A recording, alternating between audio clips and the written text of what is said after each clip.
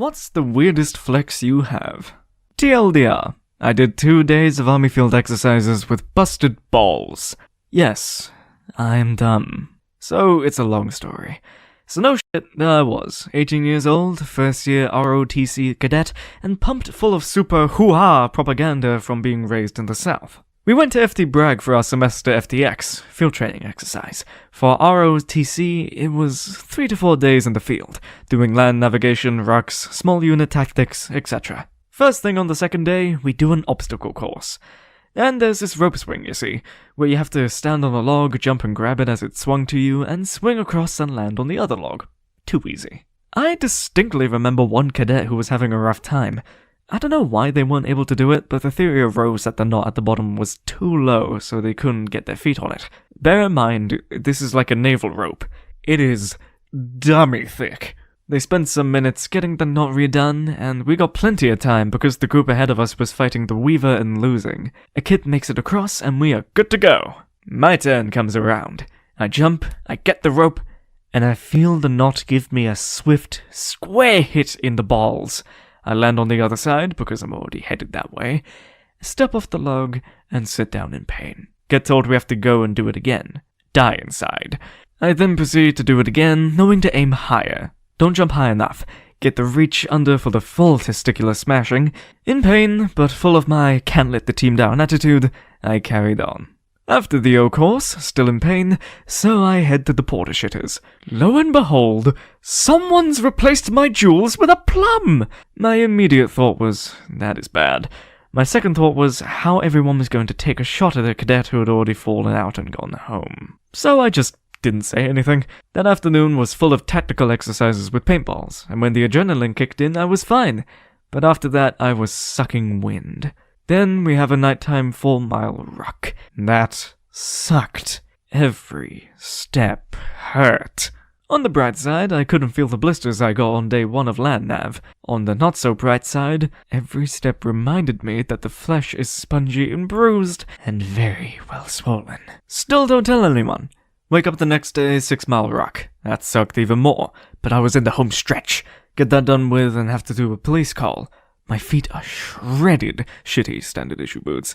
My balls are busted and the size of a small orange with the color of a ripened plum, and I was out here limping around picking up trash. I remember one of my cadres, let's call him Major T, had stopped talking to me.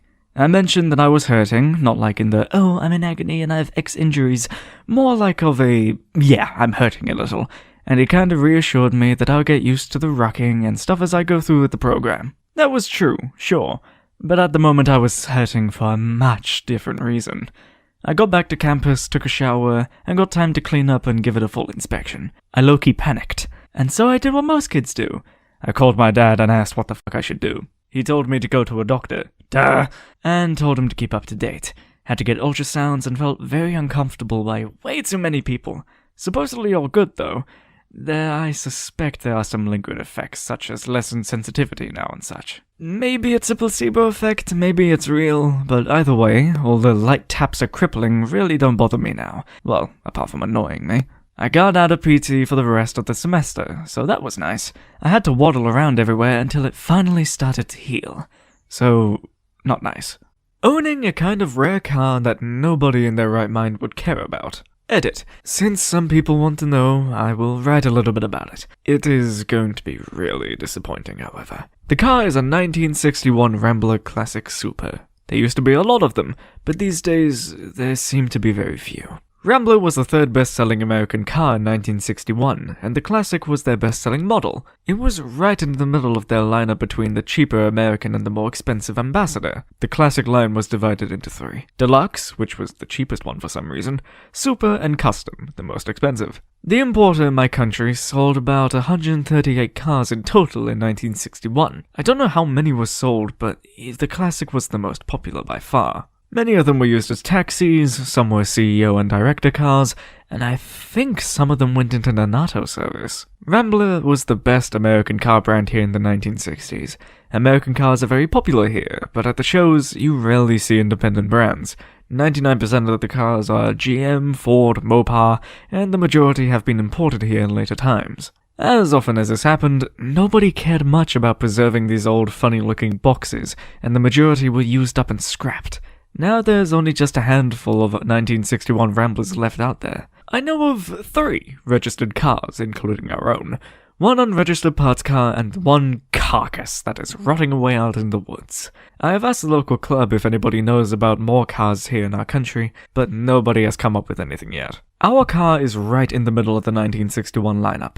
It has no extra equipment whatsoever. No radio, no air conditioner. It has a 3-speed manual column shift transmission with no overdrive, and a 195.6 CID 6-cylinder engine with an aluminium block. The aluminium block got a reputation for not being their best creation, so most of them got swapped out for cast iron blocks a long time ago. It is a really boring and basic grocery getter from a bygone time, but a mundane part of regular life that few people seem to remember. That is exactly why I like it so much. Another reason why I developed an interest in this particular brand is an episode of an old cartoon called Life with Louie. In the 90s, I worked in customer service for an airline ticket seller. They just started a website, and I was in their first internet customer service agent training. I didn't learn a thing. Anyways, as I was doing the job, I realized I was getting the same questions over and over again. The standard procedure was to email back and have to type out the same message again and again. So I, being the young tech-savvy guy, very few of us back then, I just made a window file and typed out the responses, then cut and pasted when I got those emails. So most customer service agents maybe did 30 to 40 emails a day. I was doing 200 to 250. I was doing so many that when the bigwigs were visiting the call center, the COO came to talk with me and asked me how I was able to do so many as I was. Dumb young me explained what I had done, creating canned responses for the company. She asked me to email my list to her. I did, and soon the entire company was using it. I didn't get any credit, money, or promotion. Nada. I left the place about a month later because I was 18 and hated the hours. Idiot. Wow, that blew up. And for those making comments about if I had any other ideas to streamline operations, I did. The website was really bad, and as a customer service rep, I saw a lot of issues that were brought up through my interactions with customers that were easy fixes, and that would have streamlined the website and would have made sales easier. Plus, I had written an auto-reply script with most of the common FAQs that they could have added to the website, or as a script when they made sale. They weren't doing this, and they didn't have one on their website. There were plenty of other things that are lost in 30 years that are pretty standard now, but weren't being done back then. And I had been online since 1990 or so. Back then there were a handful of us. So I knew that most about the internet than 99.9% of people who worked there / ran the company. 2 days late to the post, but here goes. I have Wolverine X-Men-like healing powers. At 46, I'm still triathloning and lifting weights. I have not a single knee, joint, hip, ache, creak, crack, or muscle tissue.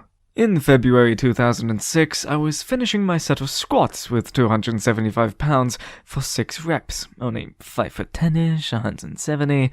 I kinda bounced with aggression to begin the set. Ouch! What the hell was that? The next day, I could not walk. Paralyzed feeling. Turned out I sprained my vertebrae. March 2006, ran the LA Marathon without issue. 2008, major orthodontic double jaw surgery to correct my underbite. I was told I needed therapy to be able to properly open my jaw, and also the nerves in the upper jaw would never come back. Jaw function normalized. Nerves normalized. 2010, crashed my racing bicycle head-on with another cyclist, and flipped over landing on concrete and breaking my scapula with a 2nd-degree shoulder separation. I was told it takes a car crash force to break that bone.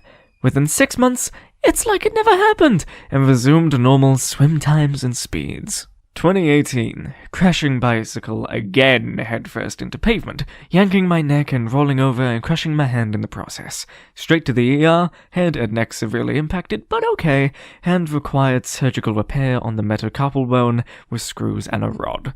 I was told I need therapy to resume normal hand function. 7 weeks later, I did an Olympic distance triathlon, and eventually strength training resumed normal hand function. My hand x-ray kinda looks like I have one Wolverine claw inside. So despite all my shortcomings, somehow every injury heals, and it heals like it didn't happen. Thankful for that! I completed the job corps at age 24 in 6 weeks and 4 days, completely finishing 2 trades in a week, computer repair and business clerical. I already had my software/hardware repair certificate and had associates in Microsoft Office and business administration, so tested out of each program in 1 day. The administrator for the campus came to my dorm room and offered me a teaching job until they replaced the computer clerical teacher who quit. I helped 30 teenagers in 5 months have associate-level certifications in Microsoft and other computer certs after rewriting the entire course curriculum in a weekend. Taught an entire dorm room of single parents how to cook simple dishes so they would stop setting off the fire alarms every day. I also taught a 6-week self-defense course after the school learned of my self-defense training. 2 students tried to jump me and I tried to calm the situation, and when that didn't work, I used self-defense to take them down without throwing any punches. I also attended the local college and earned an associate in 3-degree programs in less than 2 years. Automotive, cosmetology, and business communication. I already had the core credits, and every semester I was taking 22 to 25 credit hours. My son's school tested our IQs after he tested the 5th grade for level pre-K at age 4. I found out I was a high-functioning autistic with Savant syndrome. I got a pedophile fired from each school he ever worked at until he was eventually arrested. I was 15 and I felt there was something wrong with him. He had been messaging girls and boys in our school asking for nudes, and I found out. He got fired because of the evidence I gave. When he got fired from our school, he took an interest in me, not knowing I was the child who snitched. I led him into believing that his life was so interesting. He told me his home address, his current occupation, and where he worked. I talked to him from age 15 to 17 and never sent him a thing, just kept tricking him into telling me where he worked and lived so I could snitch on him for being a pedophile. I sent evidence to every other school he worked at. He got fired from every single one, and he was arrested eventually. Not sure where he is now, but I checked his LinkedIn and sent him yearly reminders to all the schools not to hire him. I used to be able to tell what my girlfriend, now ex, needed/wanted before she even did after she got pregnant. Long-ass story. Like when I was 12 miles away and she said she was hungry. So I said, "Wendy's?" She said, "Yeah." So I said, "The 4 for 4?" Which she replied, "How did you know?" I asked her, "Frosty too?" At which point she proceeded to ask me where I was. There was another time she got pregnant that we went to the gas station. There was a chicken place inside that sold blueberry and honey biscuits.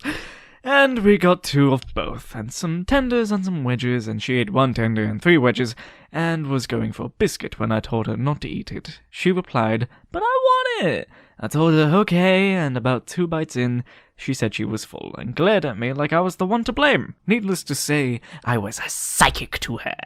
I have a pretty good sense at internal dead reckoning. I do have to, do an initial collaboration, so to speak, and it does diminish at larger scales, but generally, I always know what direction I'm facing, and what distance I am relative to the point. I got my bearings, and it's fairly automatic. I also build internal maps of what's around me when I'm moving around, and I just sort of know where various points of interest might be relative to my current position and starting position. It's handy for places I've never been, and I've pretty much never gotten lost, or at least unable to return to my starting point. Places like malls and amusement parks are pretty much effortless to navigate in my head, and I can scale it up to several square miles before I start getting inaccurate. I am a whiz at corn mazes! Thank you for watching the video. Be sure to like and subscribe for more content like this.